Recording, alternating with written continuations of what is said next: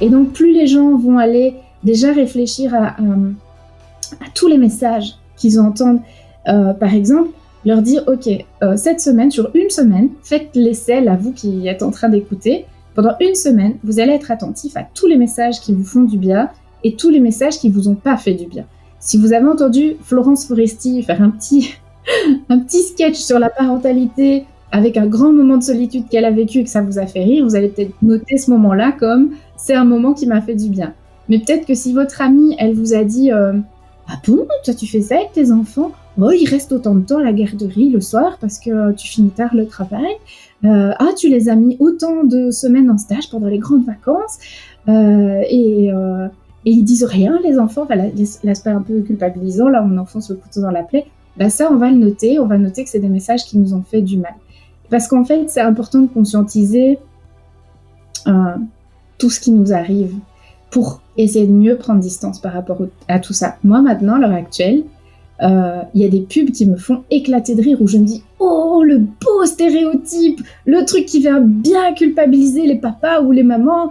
Et je me dis « Ah, ça, il faudrait que je le trouve et que je l'ajoute à mes conférences pour montrer un exemple de messages avec plein d'injonctions à la seconde où on va essayer d'être un super parent. »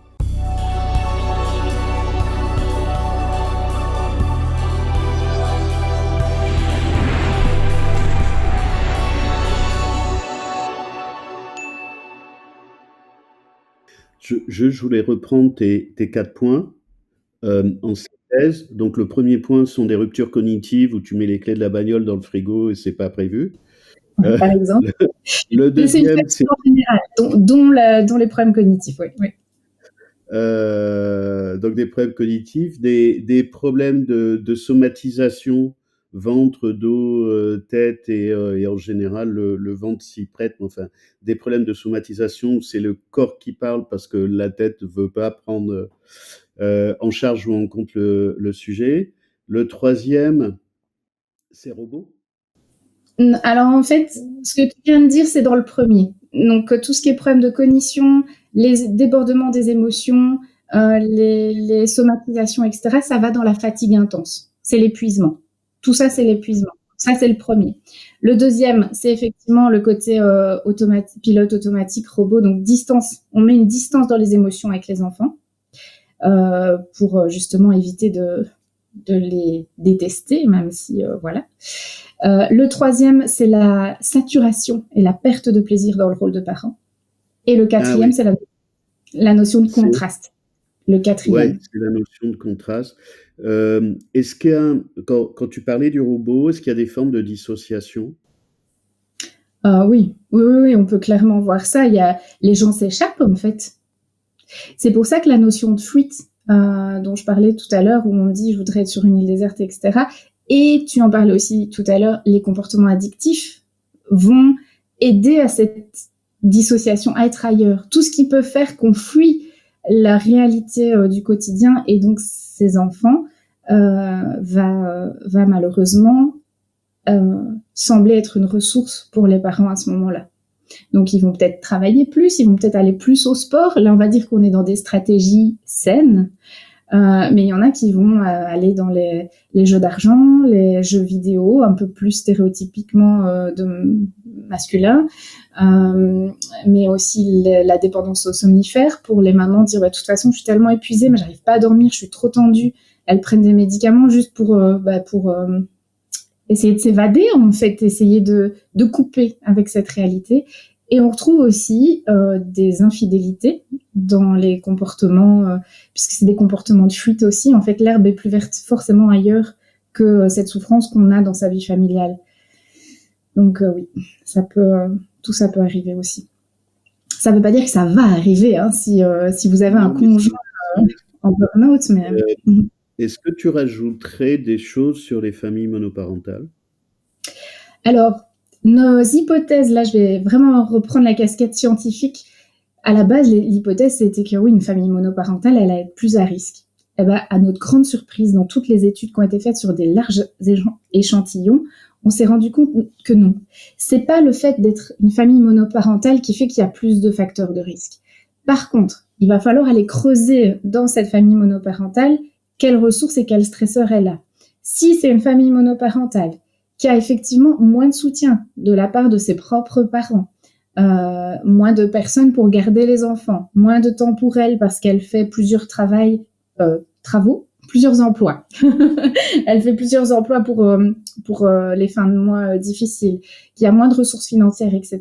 Oui, là, à un moment donné, ces autres facteurs externes-là, cumulés, vont venir vraiment peser dans la balance. Mais une famille monoparentale qui a des ressources externes, qui a une bonne gestion émotionnelle, qui arrive à bien gérer son perfectionnisme, qui finalement on gomme comme ça un petit peu tous les autres facteurs de risque, ben en fait elle va pas avoir plus de risque que quelqu'un d'autre d'être en burn-out.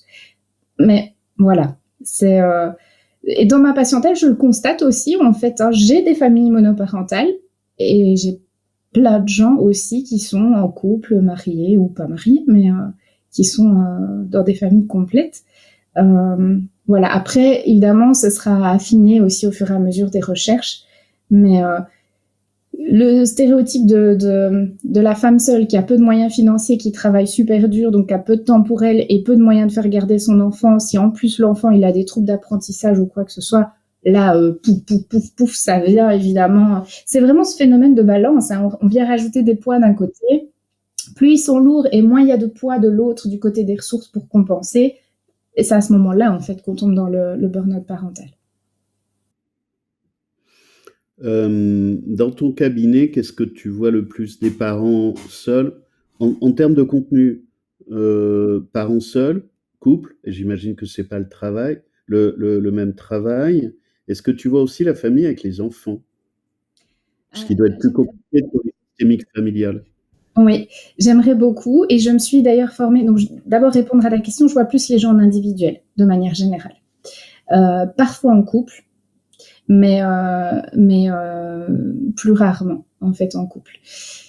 Et la question systémique, elle est essentielle, je pense, dans cette thématique-là, puisqu'on touche clairement à quelque chose de systémique et que ça touche les familles entières. Quand il y a un des membres qui est touché, ça touche la famille entière, on en a parlé tout à l'heure. Donc, je me suis formée à Paris c'était juste après le Covid, donc en 2021, je pense, sur les thérapies multifamiliales. Donc, ça, c'est un projet que j'aimerais beaucoup lancer. C'est créer des groupes. Donc, en fait, c'est des groupes de familles. Donc, on aurait une famille, une deuxième famille, une troisième famille qui pourrait venir, en fait, suivre un processus de groupe thérapeutique. Puisqu'on a vu que nos groupes thérapeutiques avec des parents, les parents touchés, en fait, par le burn-out parental, ça fonctionnait super bien. Mais je trouve qu'il manque quelque chose. Il manque la compréhension du conjoint et il manque cette dynamique familiale.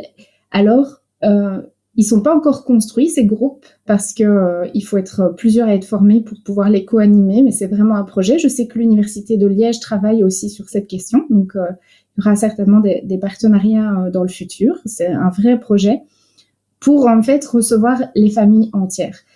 Maintenant, moi, le gros bémol que je mettrais par rapport à ces thérapies-là, c'est attention, pas dans un premier temps en présence des enfants. Parce que il y a tellement de lourdeur dans les propos des parents, tellement de choses à déposer d'abord sur leur épuisement, leur ras-le-bol. D'abord qu'ils puissent se comprendre eux, qu'ils puissent d'abord travailler sur certains points avant que l'enfant puisse être là en séance et puisse entendre ce que le parent peut dire. Parce que finalement, on pourrait risquer de faire plus de mal que de bien si on faisait une thérapie systémique.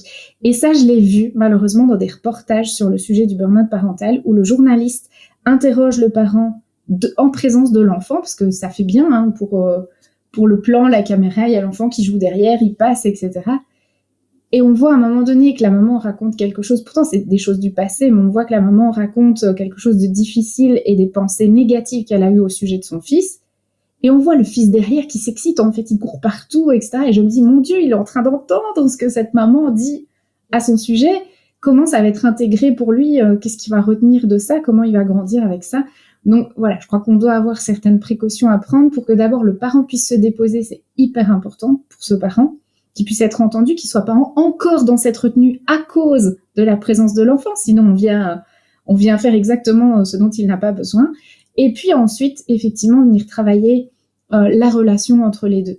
Mais je pense que pas au tout début de la thérapie, mais après, il y a des choses hyper intéressantes à faire et il y a des associations. J'ai rencontré lors de conférences des gens qui ont des chouettes projets en fait pour essayer qui font des moments de jeu parents-enfants et qui permettent aussi que l'enfant soit gardé pendant un petit temps pour que le parent puisse parler. Puis après, on restaure la relation via le média du jeu ou via, moi je me suis formée aussi à la thérapie assistée par l'animal, donc aussi voilà, aller faire une promenade avec un chien, et donc on a un médiateur, on a un tiers encore qui est là en plus, et ça permet aussi de se retrouver ensemble autour d'autres choses, que ce soit une activité ou la présence d'un chien, d'un cheval, d'un âne, voilà.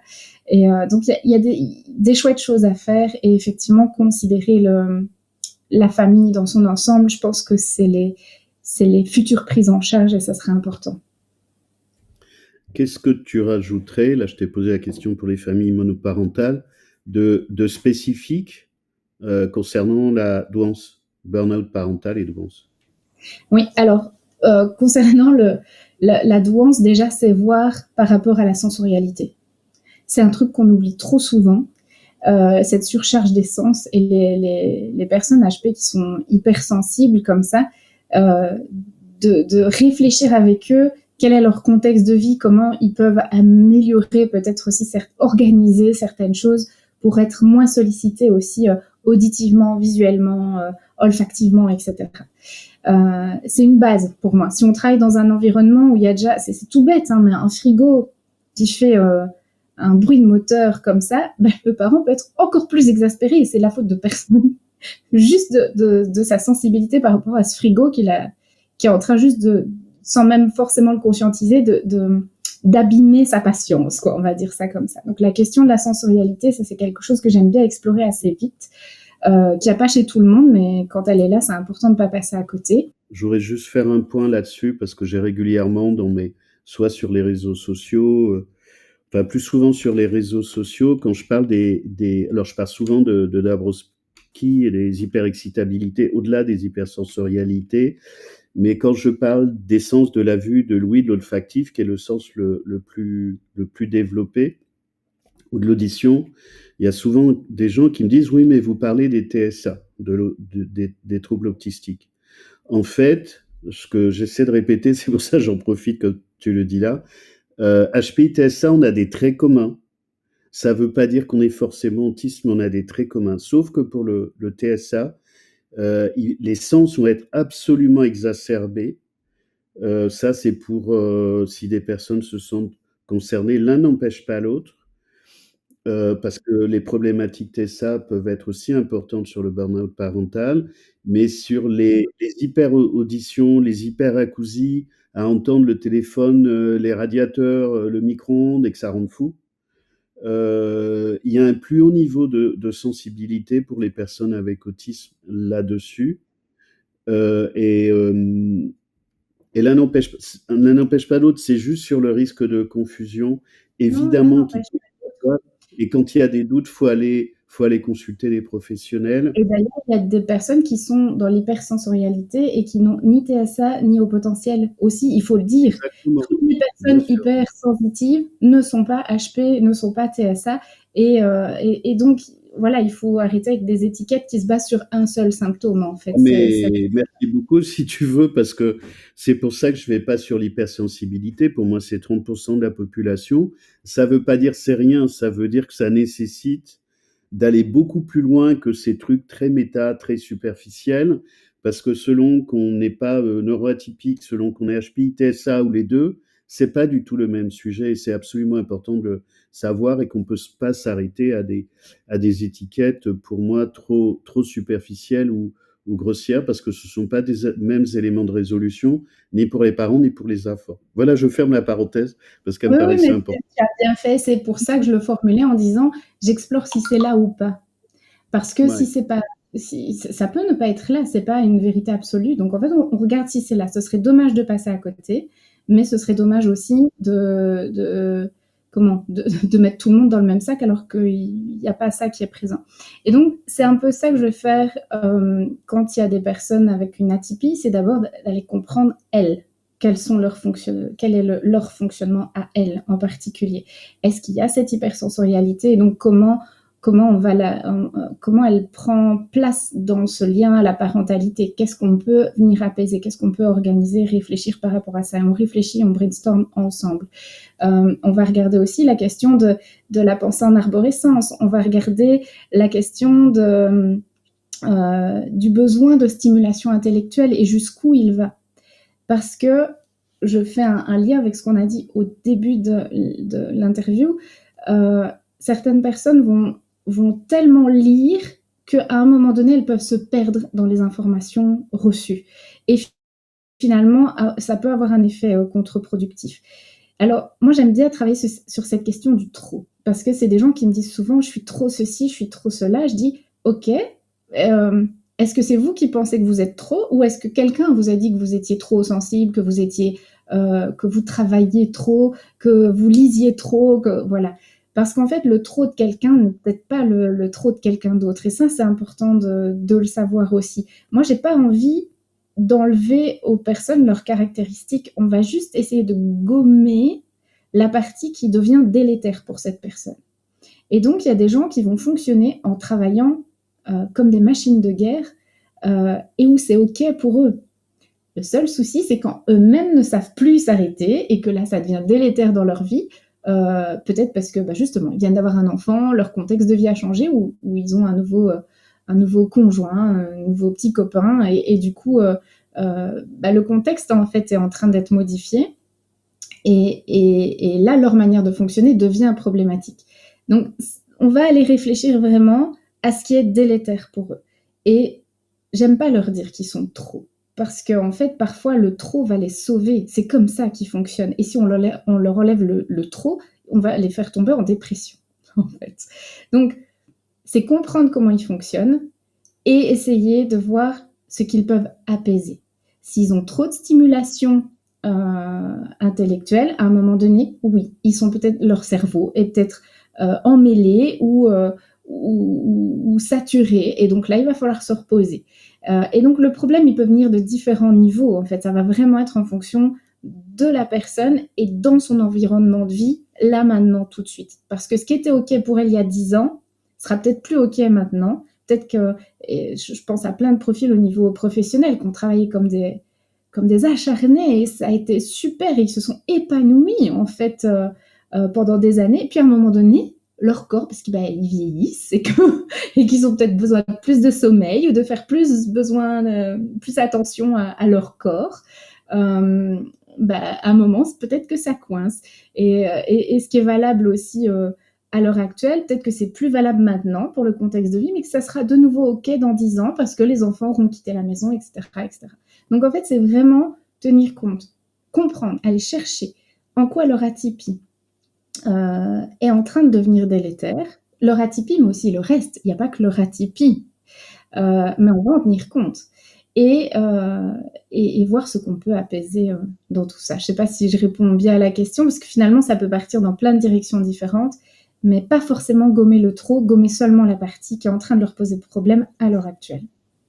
Et de voir les effets sur les enfants, parce qu'en fait, les parents peuvent être maltraitants en voulant faire du bien, avec le perfectionnisme, avec toutes les pollutions dont ils n'ont pas mesuré les impacts sur eux et leur acceptabilité, avec les formes qui vont être plus, entre guillemets, psychorigides pour les personnes qui ont de l'autisme sur les règles, sur l'organisation, sur un certain nombre de choses.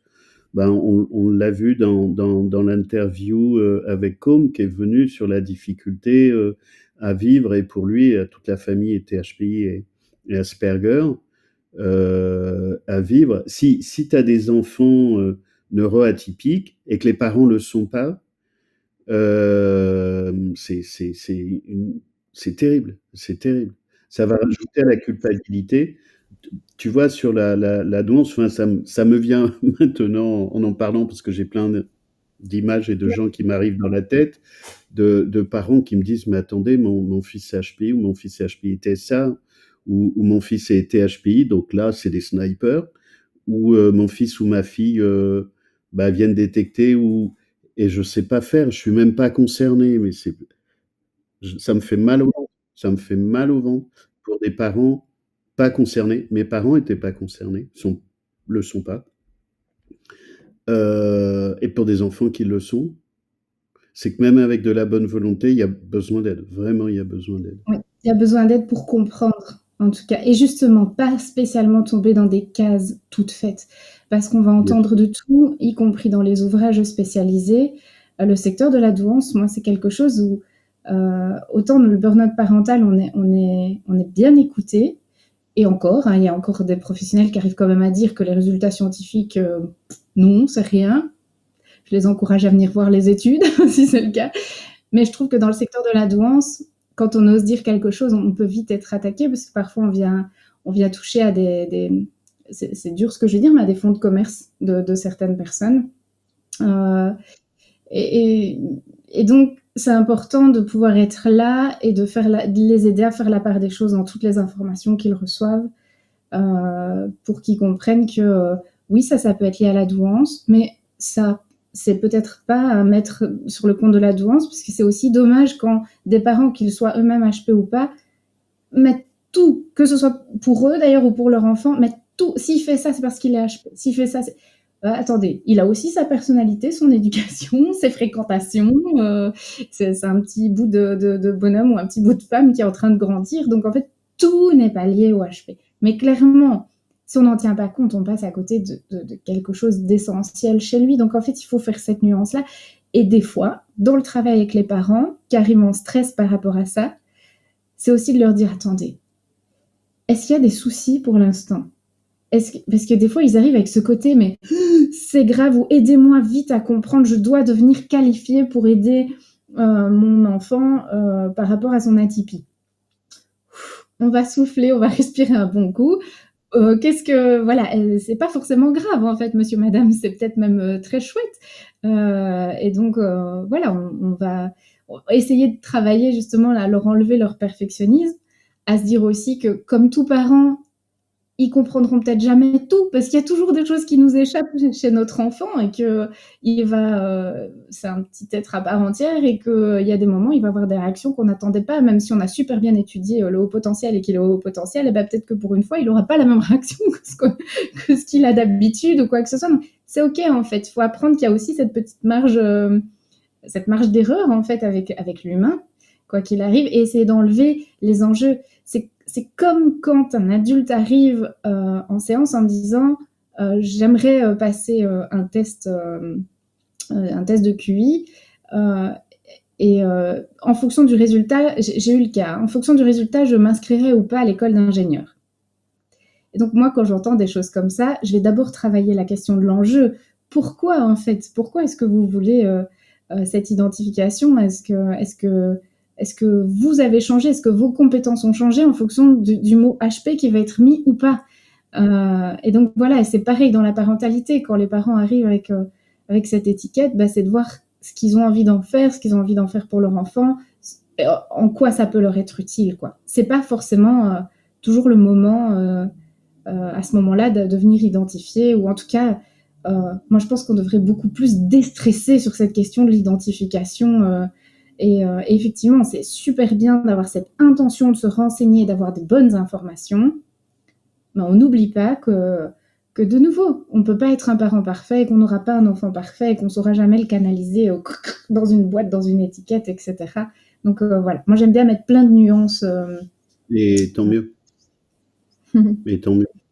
Est-ce que je profite de toi? Quelle réserve... mais t'es pas obligé de répondre. Quelle réserve tu considérerais qu'il faut faire pour les gens, c'est générique, par rapport au test de QI, de l'expérience que tu en as? Alors, j'ai à tel point certaines réserves que j'ai créé une conférence sur le sujet. Donc pendant 1 heure, je parle de plein de raisons qui peuvent expliquer qu'on peut passer à côté de son test, par exemple. Donc là, c'est déjà même Donc le test est valide, le test est fiable, mais il y a des mais. Il y a des mais sur, sur plein de petites choses qui vont dépendre soit de la personne qui le passe, soit de la personne qui va le faire passer aussi. C'est tout bête, mais j'ai déjà eu la question pour faire passer le test alors que la personne était en grosse période de dépression. C'est pas le moment. On passe pas un test de QI quand on est en dépression ou quand on est dans un burn-out, parce qu'en fait, nos capacités cognitives, j'en parlais en termes de symptômes pour le burn-out parental, nos capacités cognitives vont être altérées et donc ça va pas être représentatif de qui on est de manière générale en dehors de ce burn-out. On va juste évaluer nos capacités dans ce moment peut-être plus difficile de notre vie. Donc en fait, ça va dépendre de plein de choses, le test. Pourquoi on veut le passer? Quel est l'enjeu? Chez qui on va pour le passer? Dans quelles conditions il est passé? Comment est-ce qu'on a les résultats? Comment ils ont été interprétés? Donc voilà, je pense qu'un test avec des enjeux sains, passer un bon moment avec une personne formée, je suis évidemment pour, parce que ça peut aider vraiment la personne. Et moi, ce que je trouve très chouette en tant que professionnelle, c'est que je prends l'analyse des résultats comme un puzzle. Donc l'idée, c'est d'aller comparer les résultats entre eux, c'est de se dire, dans l'indice verbal, la personne, il y a des décalages, il y a un subtest où elle a fait des points très hauts et l'autre beaucoup moins. Qu'est-ce que ça veut vouloir dire sur son fonctionnement? C'est ça qui est intéressant. Mais par contre, ça me prend une blinde d'heures à analyser parce que du coup, je rends pas juste un rapport avec les chiffres que mon ordinateur a sortis. En fait, j'aime aller faire les liens, en discuter avec la personne par rapport à ce qu'elle m'a dit dans son anamnèse, etc.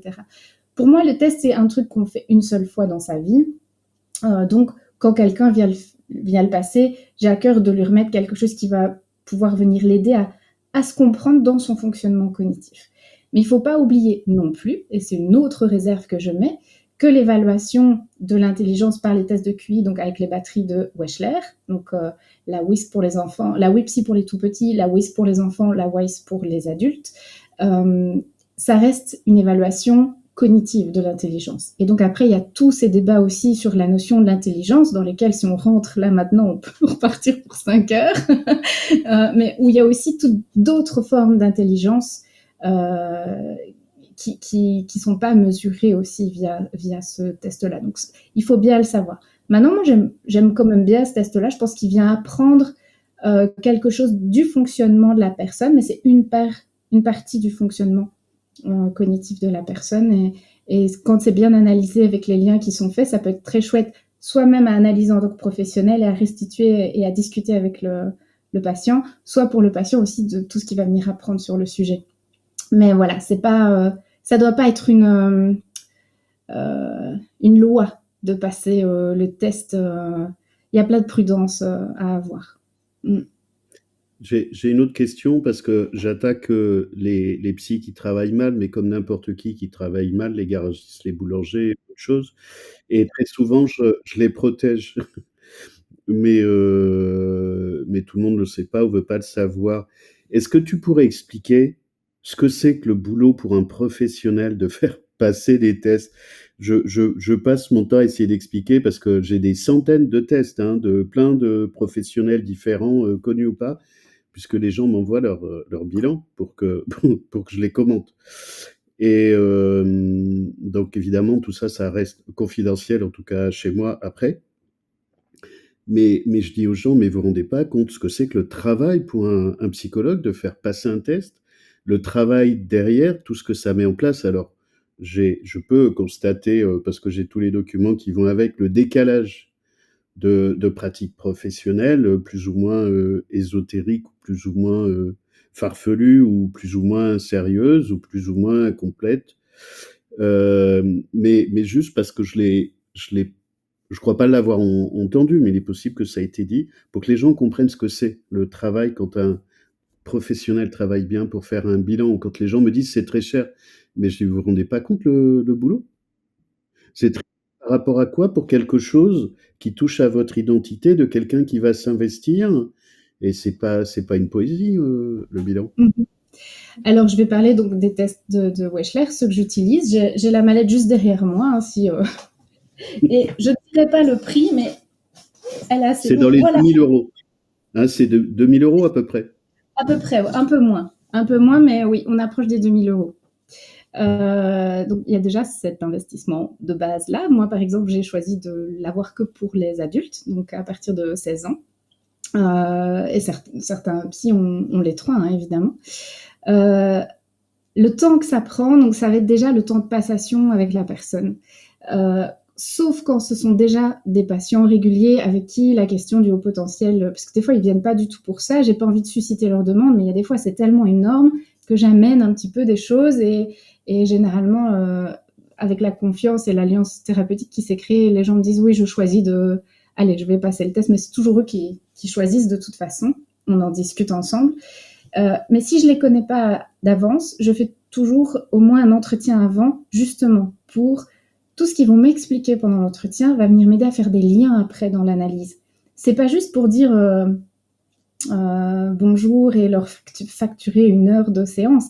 C'est avoir certains éléments qui vont être essentiels. Déjà, voir s'ils prennent des médicaments qui pourraient influencer les résultats. C'est tout bête. Mais quand on oublie de poser cette question, comme un autre élément tout bête, mais j'ai une patiente qui me l'a déjà dit, elle l'avait passé quand elle était plus jeune et on lui avait pas dit de prendre ses lunettes. Elle n'a pas pensé parce que c'était juste des lunettes de vue.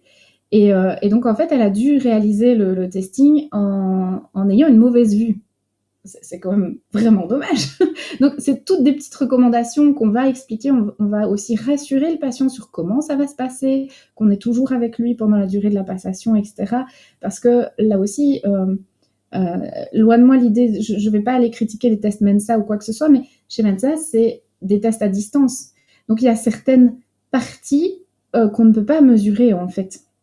Parce que on peut répondre sur un ordinateur ou on peut aller passer un test, mais il n'y a pas un examinateur avec une personne qui répond pendant Il n'y a tout le pas de temps de la feedback. passation. Il Comment? n'y a pas de feedback. Il n'y a pas de Voilà, feedback. Ce sont 3 c'est ça. subtests pour la France des ECPA, de Centre de psychologie appliquée de Paris. Ça dure 2 heures. Moi, je les ai passés, hein. J'étais vice-président de Mensa Aquitaine et j'ai passé aussi tests et chez Psy et chez Mensa. Mais il n'y a pas les interactions, tout ça, zéro précaution. Tu arrives, tu passes ton test, tu t'en vas, tout est protocolé et c'est une convention de Mensa International. Mhm.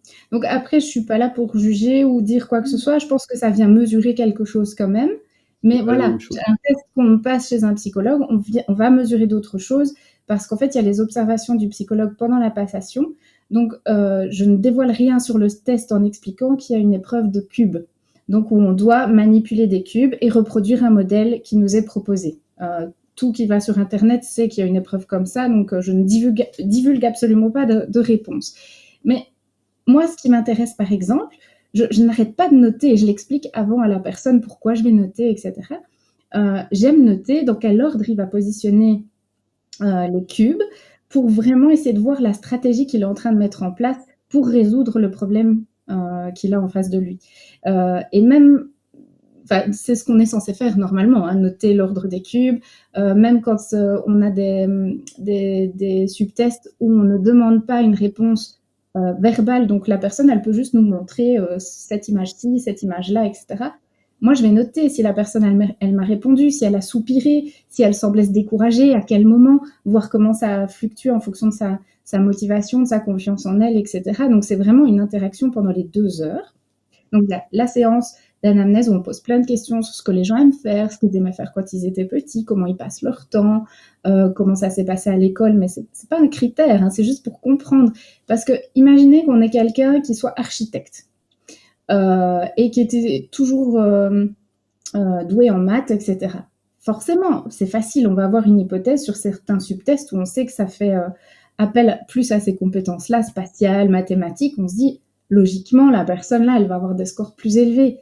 Si la personne, elle n'a pas des scores plus élevés, bah, en fait, ça peut venir nous poser question. Ok, qu'est-ce qui fait que dans son quotidien, la personne est en train d'appliquer des processus régulièrement et en fait, c'est pas là sa zone de force. Mais c'est peut-être pour ça qu'elle se plaît pas dans son travail, c'est peut-être pour ça qu'elle fatigue. Vous voyez, c'est plein de choses comme ça en fait qu'on va venir analyser en fonction des résultats. Donc pendant 2 heures, et j'ai même plutôt envie de dire plutôt 2 heures et demie, parce que j'aime pas frustrer les gens, et quand ils sont dans leur épreuve de vocabulaire et qu'ils me disent attendez, là j'y arrive, il faut que je vous dise le mot, je vais vous redire un autre mot, et que ça, je les laisse terminer, je les bloque pas en disant maintenant c'est fini, donc leur laisser quand même un minimum le temps.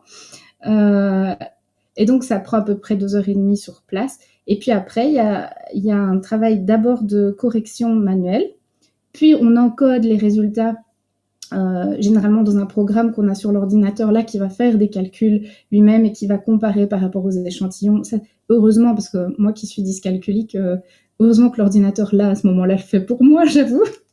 Donc là, c'est pas cette partie-là qui prend beaucoup de temps, mais après, une fois qu'on a les résultats par exercice, par indice, donc l'indice verbal, la mémoire de travail, etc. Là, on va venir faire des liens entre tout. Et c'est ça qui prend plusieurs heures. Si on fait du copier-coller, ça ressemblera à rien. Si on met les chiffres comme ça, oui, on pourra dire zone élevée, zone au potentiel ou pas, profil HP ou pas. Oui, ça, on peut le dire finalement en quelques minutes. Mais ce qui va être intéressant, c'est de venir faire les liens en fonction de ce que la personne elle nous a dit et des exercices entre eux. Et ça peut prendre plusieurs heures. Ça va dépendre d'un profil à l'autre. Il y en a, je mets 2 heures, il y en a, j'ai déjà mis 4 heures. Forcément, avec l'expérience, plus j'en fais, plus je suis rapide aussi pour le faire, plus j'écris vite aussi pour le faire. Et donc, j'ai gagné du temps avec les années. Et puis après, là aussi, moi-même, quand j'ai passé mon test de QI, j'ai reçu les résultats par mail. Pour moi, c'est moins concevable. Je trouve qu'il doit y avoir un échange avec la personne. Et d'ailleurs, je préfère lui expliquer et lui remettre en même temps. Parce qu'une fois, une patiente m'avait demandé « Je voudrais vraiment la voir, comme ça on en discute après, mais de toute façon, j'ai pris le rendez-vous avec vous pour que vous m'expliquiez. » Eh ben, elle m'a contactée en panique pendant le week-end parce qu'il y avait quelque chose. Voilà, elle se stressait pour un truc et je lui dis « Mais vous inquiétez pas, je vous aurais expliqué, ça c'est normal, c'est parce que ceci, cela. » Donc c'est hyper chouette après pouvoir expliquer à la personne en quoi ça consiste les résultats. Et j'ai des gens aussi qui arrivent avec des résultats dans d'autres, passés dans des associations ou des choses comme ça, et qui me disent est-ce que vous voudriez bien refaire la lecture, s'il vous plaît. Et donc on en discute avec les chiffres, quoi. Après, on rate plein d'infos parce qu'on les a pas vus passer le test. Mais j'ai déjà reçu des patients, d'autres collègues qui sont pas spécialistes et qui m'ont dit est-ce que tu voudrais bien revoir cette personne-là juste pour lui expliquer un petit peu mieux son test et en quoi ça peut jouer dans sa vie. Ben oui. Voilà. Donc en gros, pour boucler la parenthèse du test, une heure d'anamnèse préalable, 2 heures et demie de passation, 2 heures à 4 heures de travail, de lien, en fait, pour aller voir le cœur du moteur et la contribution, parce qu'en Ouais, fait je c'est dirais ça la partie 2 heures maintenant. Avec l'expérience, 2 heures. Ouais. et la Pour faire un bon restitution. rapport. 1 heure. Généralement, c'est une séance, c'est la bonne tape pour avoir expliqué les forces, les faiblesses. Et puis après, si les gens ont une question, ils peuvent encore redemander. Hein, mais j'avais un monsieur qui m'avait posé vraiment les questions sur les statistiques et comment c'était calculé, etc. Donc j'avais dû aller rechercher dans les manuels qui sont dans la batterie, parce qu'en plus, les statistiques. Et donc, pour bien lui montrer comment c'était comparé par groupe d'âge, etc., pour lui expliquer, il avait besoin de comprendre le fonctionnement de ce test, et donc on est là pour ça aussi, quoi. Et chez les HP, il y en a qui vont loin dans les questions et c'est important d'être là pour leur répondre. Évidemment, ils rentrent dans la machine. Hein. Merci beaucoup parce que vraiment il y a beaucoup de gens qui savent pas, tu vois, qui disent c'est du business, mais arrêtez vos conneries, pardon, mais si c'est bien fait, c'est du travail, ça prend la tête. Et un professionnel, il peut pas faire comme ça en abattage, sauf ceux qui font le truc ordinateur, qui te l'envoient par mail ou avec les corbeaux ou par courrier, hein, pour certains, c'est horrible. Tu restes tout seul avec ça et avec certaines questions angoissantes aussi.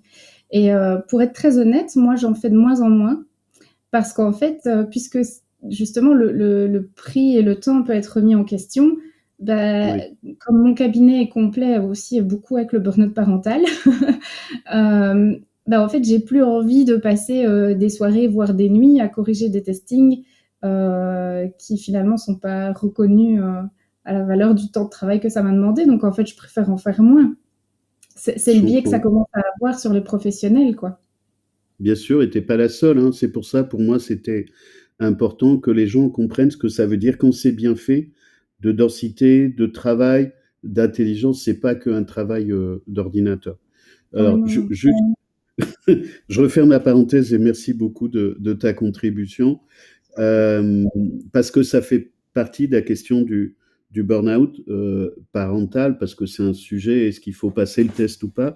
Donc ça répond à ça. Si c'est nécessaire, ben bien sûr, si c'est utile, bien sûr, si ça apaise, bien sûr, mais à condition de trouver quelqu'un, d'aidant. Sur la question du burn-out parental, tu parlais tout à l'heure, d'outils, de solutions. Qu'est-ce que concrètement il y a à disposition pour les gens qui sont, en panique et qui se noient ou avant qu'ils se noient parce qu'ils sont en pré-burn-out? Donc il y a déjà les feux orange, on peut déjà travailler avant qu'ils soient en rouge foncé. Oui. La première chose, c'est de venir se questionner sur, l'image du bon parent qu'on essaye d'atteindre. Et il y a un exercice tout simple à faire, c'est de pouvoir essayer de parmi une liste d'adjectifs qu'on peut trouver, sur internet, heu, d'aller chercher 3 adjectifs qui semblent mieux nous correspondre en tant que parents. Par exemple, moi je pourrais mettre, je ne sais pas, dans la communication, flexible, chaleureuse. Je vais mettre ça, ou tactile. J'aime bien faire des câlins à mes filles. Elles aiment bien aussi, ça m'arrange. Et alors, pour chaque adjectif, on va essayer de trouver une caractéristique de cet adjectif qui finalement a une conséquence négative, qui pose problème, et une autre partie de l'adjectif qui va être beaucoup plus bienveillante à notre égard. Donc, par exemple, si quelqu'un a choisi je suis attentionné, ou tactile, là je vais reprendre l'exemple du tactile, bah, l'avantage c'est que je suis quelqu'un qui va pouvoir offrir des câlins à mes enfants. L'inconvénient c'est est-ce que je suis peut-être pas trop envahissante par moment. euh, et en fait les parents qui sont en burn-out souvent vont choisir des adjectifs où, où ils se remettent en question. Ils vont dire je suis autoritaire, je suis rigide. Il y a au moins un des 3 adjectifs qu'ils vont choisir où c'est un peu pour pas se faire du mal, mais où ils se jugent eux-mêmes en fait. Et l'idée, c'est avec ces adjectifs-là d'aller comprendre que le fait d'être autoritaire, oui. Peut-être que parfois ça crée un cadre trop rigide et que leurs enfants manquent de liberté. Peut-être, c'est possible, c'est ok. Mais peut-être aussi que le fait d'autoritaire, grâce à ça, il y a des règles à la maison et que pour d'autres choses, ça roule, quoi. Et donc, en fait, c'est déjà apprendre petit à petit à nuancer les étiquettes qu'on se pose soi-même en tant que parent. Et puis, dans les premières séances, et ça, c'est un travail de prévention autant qu'un travail d'accompagnement quand la personne est déjà dedans, c'est apprendre à aller observer les pressions sociétales, les pressions externes. Parce qu'on est matraqué, on en a parlé tout à l'heure, des publicités, mais il n'y a pas que les pubs. Il y a les campagnes de prévention contre les écrans. Je suis pour, hein, je suis évidemment, en tant que psy, je ne pourrais pas dire l'inverse. Si on limite le temps d'écran, c'est une bonne chose pour les enfants, évidemment. Le problème, c'est que si on a des parents bien perfectionnistes qui veulent appliquer toutes les bonnes recommandations à la lettre, en fait, ils s'en sortent plus. Il y a trop de recommandations, et si on veut les faire tous, toutes, tout bien et tout le temps, ça devient ingérable en fait. Parce qu'il faudrait pouvoir préparer les collations maison pour éviter les additifs dans les goûters qu'on achète au supermarché. Il faudrait pouvoir passer du temps avec son enfant, lui permettre de courir dans le jardin et de se salir parce que c'est ok. Mais en fait, à un moment donné, on en a peut-être marre de faire des lessives. À un moment, il faut peut-être dire stop aussi aux bonnes recommandations. Et la télé, moi je dis souvent aux gens, attendez, on va prendre avec des nuances. Évidemment, trop d'écran, c'est un problème. Mais à un moment donné, si vous êtes fatigué, parce qu'il y a des gens qui du coup s'interdisent de mettre leurs enfants devant un dessin animé, parce que c'est pas bien, parce qu'il faut pas. Je dis attendez, si c'est aussi votre moment de pause où vous pouvez même juste préparer le repas en ayant moins de sollicitations, parce que mon Dieu que c'est agréable l'effet hypnotique d'un écran sur un enfant, de temps en temps, ça peut être appréciable pour tout le monde en fait. Et voire même plus, vous pouvez avoir, c'est un bon belgicisme que je vais dire ici, j'en suis consciente, mais ici on dit avoir bon. Avoir bon, c'est avoir du plaisir en fait. Quand le parent et l'enfant vont regarder un dessin animé ensemble, se poser à côté de l'enfant regarder, et prendre le temps de regarder le dessin animé pour l'adulte qui aime bien regarder aussi, hein, mais ça peut être juste super. Et donc, il faut arrêter de diaboliser à l'extrême les écrans aussi. Tout est question de nuance et de juste utilisation, quoi. Et donc, plus les gens vont aller déjà réfléchir à tous les messages qu'ils entendent, par exemple, leur dire, OK, cette semaine, sur une semaine, faites l'essai, là, vous qui êtes en train d'écouter, pendant une semaine, vous allez être attentif à tous les messages qui vous font du bien et tous les messages qui vous ont pas fait du bien. Si vous avez entendu Florence Foresti faire un petit sketch sur la parentalité avec un grand moment de solitude qu'elle a vécu et que ça vous a fait rire, vous allez peut-être noter ce moment-là comme c'est un moment qui m'a fait du bien. Mais peut-être que si votre amie, elle vous a dit ah bon, toi tu fais ça avec tes enfants? Oh, il reste autant de temps à la garderie le soir parce que tu finis tard le travail. Ah, tu les as mis autant de semaines en stage pendant les grandes vacances. Et ils disent rien, les enfants. Enfin, l'aspect un peu culpabilisant, là, on enfonce le couteau dans la plaie. Ben ça, on va le noter. On va noter que c'est des messages qui nous ont fait du mal. Parce qu'en fait, c'est important de conscientiser tout ce qui nous arrive pour essayer de mieux prendre distance par rapport à tout ça. Moi, maintenant, à l'heure actuelle, il y a des pubs qui me font éclater de rire où je me dis oh, le beau stéréotype, le truc qui vient bien culpabiliser les papas ou les mamans, et je me dis ah, ça, il faudrait que je le trouve et que je l'ajoute à mes conférences pour montrer un exemple de message avec plein d'injonctions à la seconde où on va essayer d'être un super parent, quoi.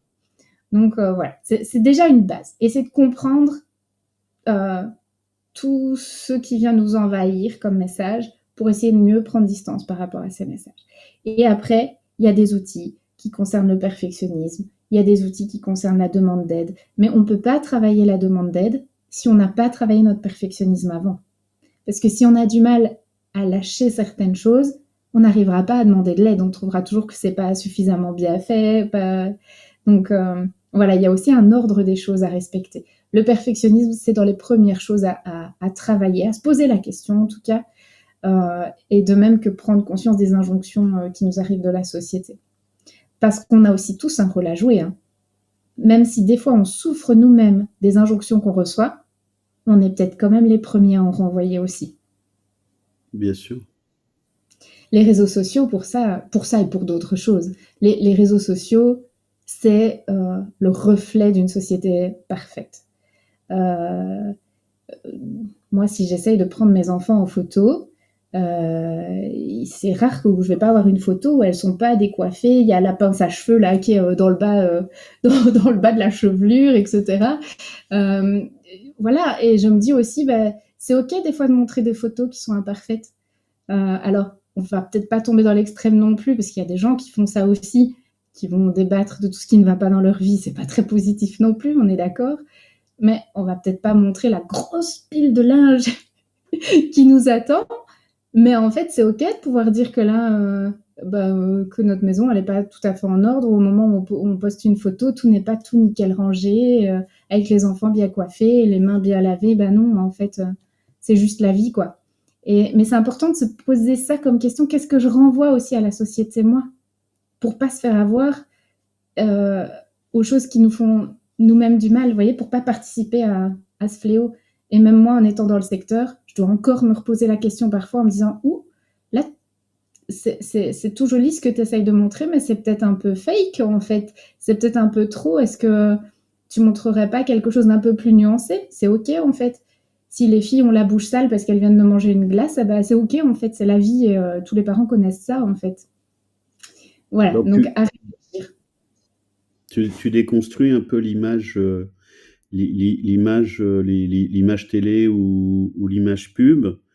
Ce qui me vient, c'est peut-être aussi les vigilances, alors avec toutes les alertes qui se tiennent, de pouvoir, pouvoir faire des diagnostics partout, mais depuis enfin moi ça fait plus de 15 ans que je travaille sur ce sujet-là spécifiquement, mais que des enfants qui bougent beaucoup, bah, ils peuvent juste bouger beaucoup, ils sont pas forcément TDAH, leurs troubles de déficit d'attention avec ou sans hyperactivité, et puis il y en a, ils ont du TDAH, mais ils doivent être aidés, donc il pourrait y avoir des tendances à médicamenter, ou pathologiser à tour de bras ce qu'on voit de plus dans certaines sociétés hygiénistes, alors que juste ils bougent normalement, mais peut-être qu'ils sont HPI, mais que ça cache aussi du TDAH. Donc je vais pas dans un sens ou dans l'autre, c'est que ça requiert quand même, et c'est à ça que servent les professionnels, d'aller voir un peu des contextes, parce qu'il y a des parents qui sont perdus, ils savent plus.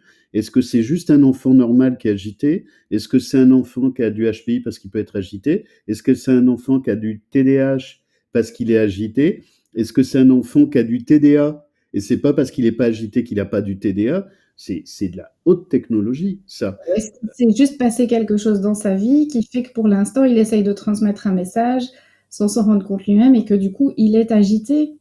Ou alors, est-ce qu'il a aussi parfois un petit truc médical qui traîne, de l'asthme ou je ne sais quoi, un petit trouble du sommeil ou autre chose qui fait qu'en fait, il va devenir agité à ce moment-là? Donc, il y a tellement de facteurs, c'est important d'aller faire ce qu'on appelle les diagnostics différentiels, comme je veux pas tomber non plus dans le biais de diagnostiquer tout le monde en burn-out parental. Parce que Ben oui. c'est un curseur, c'est un processus. C'est pour ça que je disais tout à l'heure que c'est pas parce que c'est ma spécialité que moi j'ai aucun intérêt à ce qu'il y ait plus de gens en burn-out parental. Si un jour le burn-out parental s'éteint, j'en serais ravie, je trouverai une autre spécialité, il n'y a pas de problème avec ça. Mais comment c'est vraiment cette question du curseur là, de cette jauge où on commence, il y a des choses sur lesquelles on va peut-être pouvoir prêter attention, essayer de stopper à ce moment-là, notamment au niveau de la manière dont on s'approprie les injonctions de la société, la manière dont on s'approprie nos propres injonctions, donc notre perfectionnisme. Tout ça, c'est des choses peut-être déjà de prévention, mais on va éviter de mettre tout le monde et de dire dès qu'un parent crie sur son enfant, ça y est, il fait un burn-out parental. Si on tombait là-dedans, si on tombait dans ce biais-là, on ruinerait aussi tous les efforts et scientifiques et cliniques qui sont faits autour de cette thématique. Donc, c'est toujours cette question de la nuance. Et il y a un questionnaire pour évaluer le burn-out parental. Tout le monde peut y avoir accès en ligne. Donc, je peux donner les références ici. Vous pouvez vous rendre sur le site www.parentalburnout.com. J'espère que, parce que récemment, ils ont changé, enfin, en tout cas, en tapant, sinon vous me contactez et je vous renverrai le lien. Elsa, tu me l'enverras et on va le mettre dans la table. Super. Parce que je sais que leur site internet a changé, c'est le site de mes collègues de l'université. Mais en tout cas, le test est accessible en ligne et permet de donner un score. Un score qui va dire si on est à risque faible, s'il n'y a pas de burn-out, si on est à risque faible, élevé, modéré, élevé, ou si on est déjà en burn-out parental. Donc, c'est des choses quantifiables. Il y a quand même des choses standardisées et valides qui existent.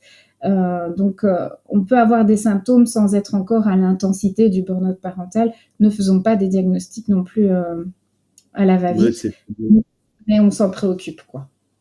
On va le mettre en ligne.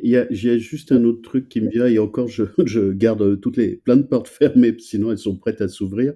Mais c'est juste une alerte. Moi, j'essaie de mettre beaucoup d'alertes ou de vigilance pour les gens, pour les professionnels. Tu parlais tout à l'heure que tu faisais des câlins à tes filles. Pour les parents qui culpabilisent, et ça peut faire partie d'un sujet composite du burn-out, parce que leurs enfants font pas de bisous, pas de câlins. Faut savoir que c'est fréquent pour les enfants qui ont de l'autisme, qu'il faut pas toucher, pas de bisous et pas de câlins. Des mamans qui m'ont dit, mais j'ai jamais pu faire de bisous, des câlins à ma fille, ou ça dépend. Donc très souvent, je leur dis, demandez-leur, parce que des fois c'est possible, mais la fenêtre, la fenêtre est pas large. Ou des fois c'est que les parents, des fois c'est que un parent et pas l'autre. Faut savoir que ça c'est normal, normal. C'est très, Tout à très fait. douloureux, mais c'est normal dans le monde de l'autisme. Et que si vous avez ça, bah, allez voir des professionnels. C'est pas parce que alors,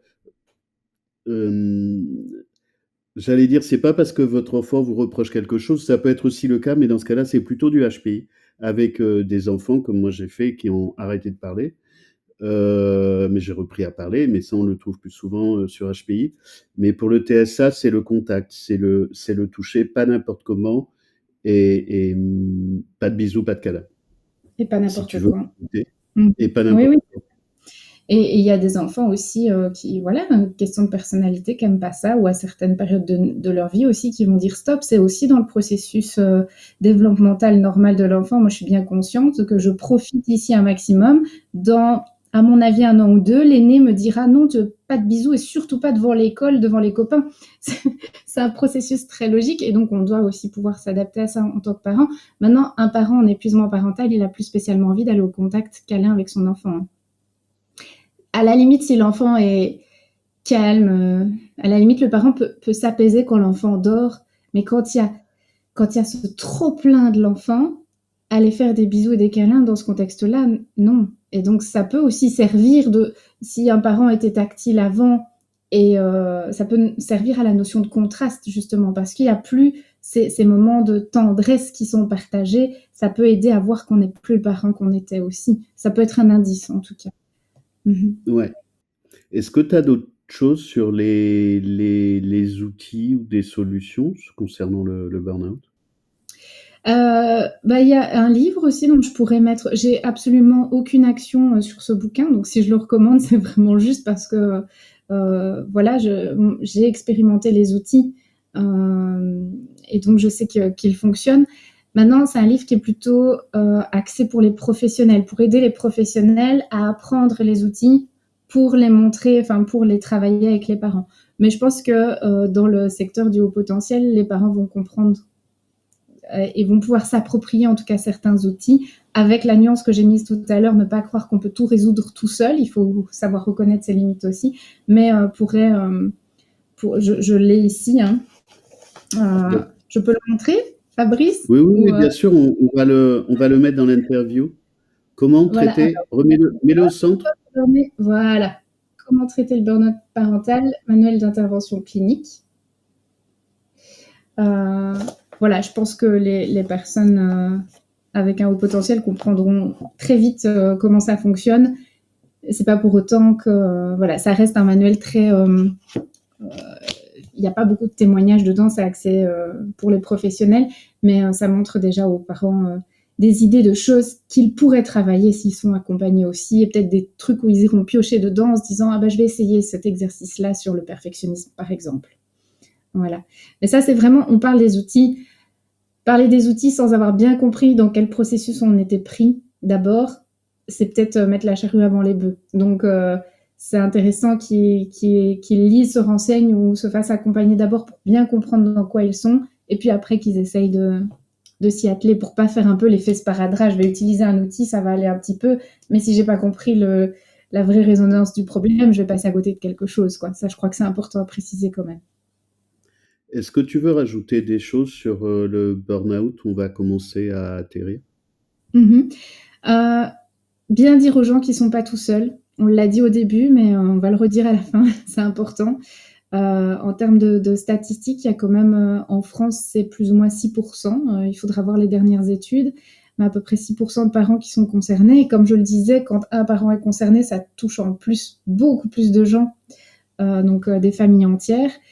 Donc voilà, vous n'êtes pas tout seul.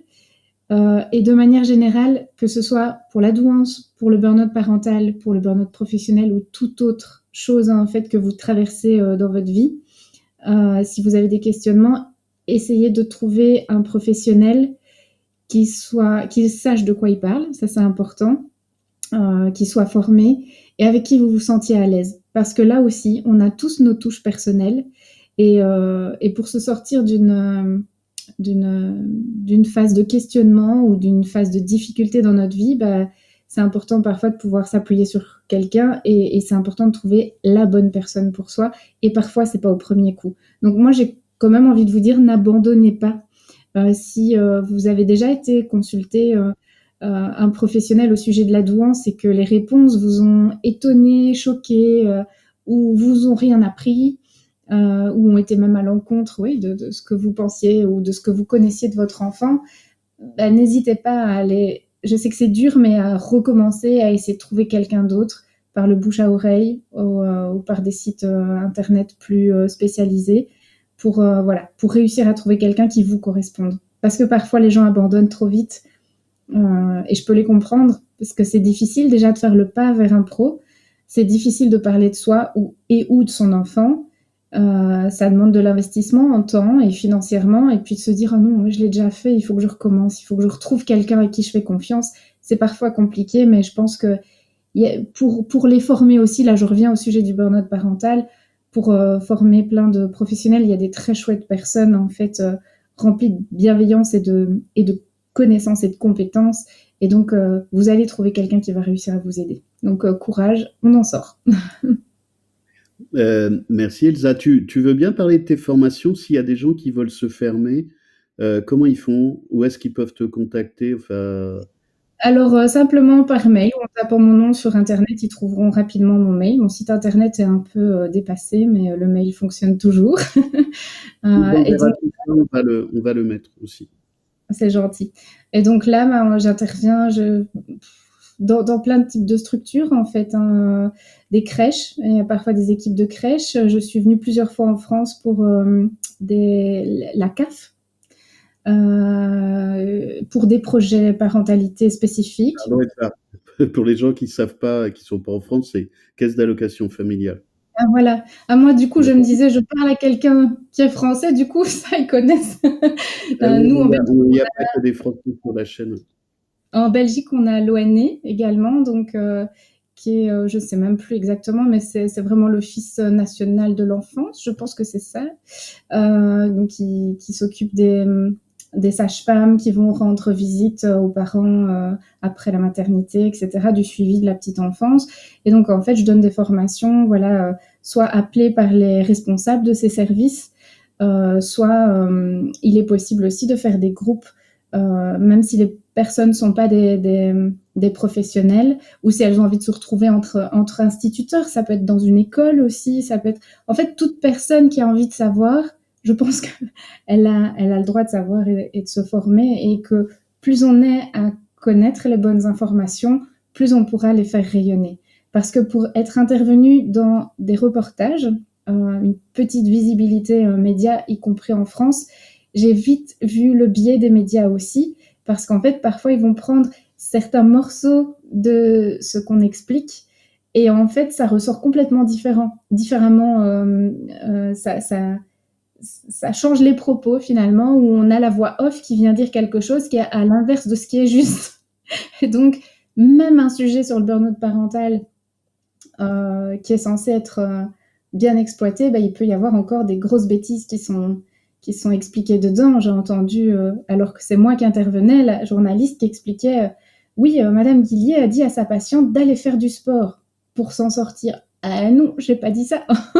En fait, chaque personne va aller à un moment donné choisir un moment, un temps pour elle. Et donc, si la personne elle aime faire du sport, que c'est quelque chose qui l'anime, qui lui fait du bien, que ça va être une ressource, évidemment, foncez. Mais il y a des gens, ça va être l'inverse, le sport, ça va être la détresse totale pour eux. Et à ce moment-là, c'est pas une ressource, on leur rajoute un stresseur. Donc voilà l'exemple, les contre-exemples, par exemple. Soyez prudents avec ce que vous entendez dans les médias, et effectivement, plus on sera à parler des bonnes infos, plus on pourra aider, même si vous n'êtes pas parent, en fait. Ça peut être pour votre nièce, ça peut être pour votre filleule, ça peut être pour sensibiliser quelqu'un, ou pour votre ami qui va pas bien du tout, en fait. Et je pense que ça nous concerne tous. Il y a tous des petites actions qu'on peut faire à notre échelle pour déculpabiliser ses parents, et déjà pour les aider, en fait. Et ça, c'est important. Merci Elsa. Est-ce que tu veux rajouter quelque chose ou? Non, ça me semble complet. Je pourrais en parler longtemps. En fait, j'aime beaucoup ce sujet-là, et pouvoir. Merci d'avoir choisi la thématique, parce que pouvoir en parler, c'est aussi montrer aux gens justement qu'ils sont pas tout seuls, et qu'il y a des moyens pour en sortir. Et je pense que c'est essentiel, parce que ça peut vraiment détruire les gens. Donc, merci encore à toi de cette proposition de sujet. Ben, c'est bien de donner de l'espoir, parce que sinon, enfin, de l'espoir et des solutions. Sinon, c'est pas intéressant. Donc on va atterrir sur, ce nouvel interview. Alors c'est un peu un prolongement de l'entretien qu'il y a eu avec Côme, qu'il y a eu aussi avec Élodie Crépel, sur la famille et les enfants, sur la danse ou la neurodiversité, qui est plus le cœur de de cette chaîne, mais évidemment que ça concerne tout le monde, hein, c'est pas une chaîne d'exclusion du tout. Pour les gens qui arrivent, alors pensez à cliquer sur le pouce pour vous abonner ou faire des retours euh, bienveillants, mais en général j'ai des retours bienveillants, c'est-à-dire contributeurs et positifs. Alors ils peuvent être aussi complémentaires et intelligemment critiques, ce qui n'est pas toujours le cas.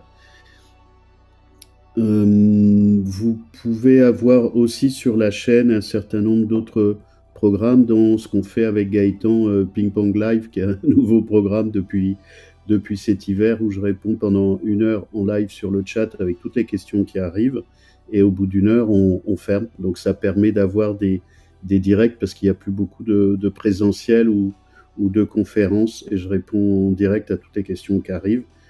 Et puis si je sais pas, mais au moins ça permet d'avoir du live qu'on voit plus beaucoup depuis les confinements. Et puis pour le reste, bah, c'est un peu l'aventure. Il y a plusieurs programmations d'entretien qui sont en prévision, et je suis ravi. En tout cas, pour ces interviews, comme tu l'as fait, c'est d'avoir des contributions pédagogiques. Sinon, pour moi, ça n'a pas d'intérêt. Et de trouver des solutions pour les gens. Sinon, pour moi, ça n'a pas d'intérêt. On a autre chose à faire dans la vie. Donc, merci beaucoup de partager ton expérience. On va mettre toutes les infos que tu nous donnes dans l'interview. Et si les gens veulent poursuivre, bah, ils auront de quoi poursuivre avec toi. Avec plaisir. Merci encore. Merci à toi et à bientôt.